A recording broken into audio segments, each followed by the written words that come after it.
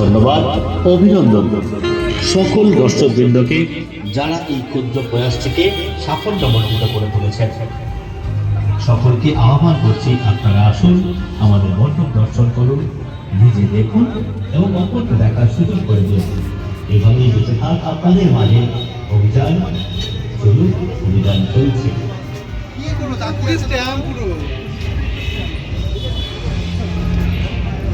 নমস্কার। বাঁশবেড়িয়ার ঐতিহ্যবাহী কার্তিক পুজো উপলক্ষে মণ্ডপে আগত দর্শনার্থীদের জানাই সাদর আমন্ত্রণ ও আন্তরিক অভিনন্দন। ধনধান্য পুষ্প ভরা আমাদের এই বসুন্ধরা।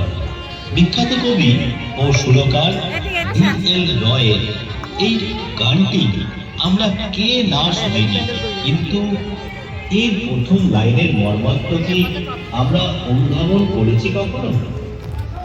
এক সময় আমাদের এই সুন্দর পৃথিবী নিঃশ্বাস নিতে স্বাধীনভাবে নদীগুলো কিসকিস করে বয়ে যেত, মাটির গায়ে লেগে থাকতো জীবনের গন্ধ।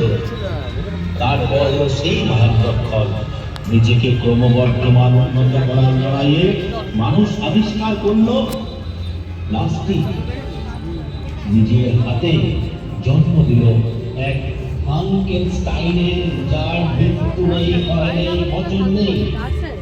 একসময় যে বস্তুটি উন্নতির প্রতীক ছিল, তা আজ মানবতার অভিশাপ হয়ে দাঁড়িয়ে কিভাবে আমাদের এই সুন্দর বসুন্ধরাকে দম বন্ধ করে দিয়েছে।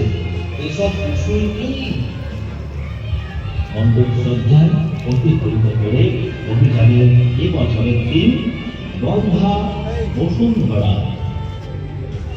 বর্তমান সময়ে দাঁড়িয়ে প্লাস্টিক দূষণের ভয়াবহতা আমাদের সকলের কাছে প্রকট।